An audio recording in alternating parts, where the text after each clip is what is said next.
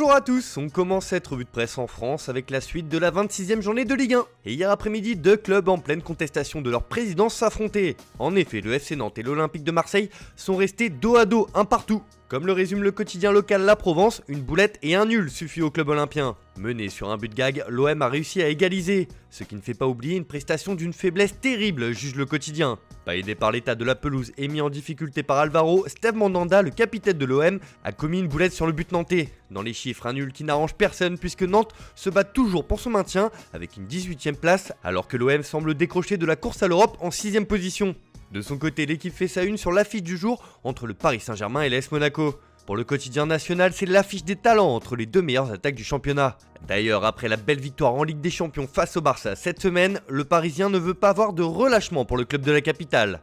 On file en Angleterre où Liverpool vit une période très compliquée et la défaite d'hier après-midi face à Everton 2-0 fait plonger le champion en titre en pleine crise. Ce sont les Toffees qui ont réalisé le gros coup en allant s'imposer pour la première fois depuis 1999 à Anfield. Forcément, ce matin, la presse anglaise n'y va pas par quatre chemins. The Sun estime que cette équipe de Liverpool est de l'histoire ancienne.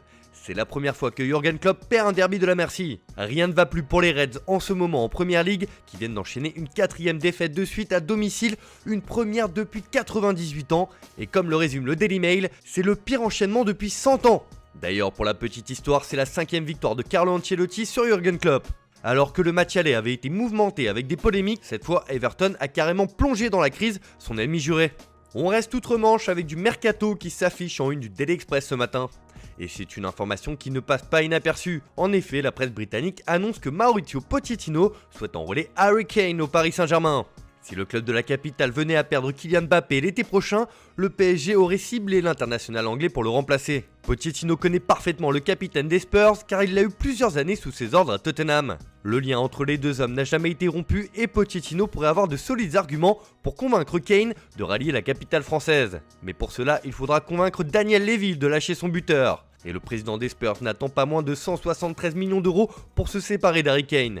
Une somme énorme même pour le PSG, mais le club français passera à l'action que s'il perd Mbappé. Cette information fait aussi la une du Daily Star qui fait dans le jeu de mots avec ce titre Harry Saint-Germain. Là aussi le constat est clair, Mauricio Pochettino est à la poursuite de Kane.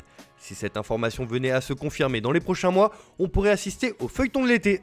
On prend la direction de l'Espagne où l'Atlético de Madrid et le Real Madrid ont connu une fortune diverse hier. En effet, les colchoneros se sont inclinés 2-0 sur leur pelouse face à l'Levante, ce qui a fait le bonheur du Real Madrid qui lui s'est imposé 1-0 à Valladolid. Pour As, la Liga est en feu ce matin. La défaite de l'Atleti et cette victoire des merengues permet aux hommes de Zidane de revenir à 3 points du leader qui perd pied ces derniers temps. Le quotidien estime que la lutte pour le titre renaît et c'est une bonne nouvelle pour le spectacle. Pour Marca, Madrid est là et il faudra compter sur les Madrilènes pour se battre jusqu'au bout à l'image d'un Casemiro décisif hier. Mais du côté de Sport, il ne faut pas oublier le FC Barcelone qui reçoit Cadix cet après-midi. Une victoire permettrait au Blaugrana de se placer à 6 points de l'Atlético. Le suspense reste entier.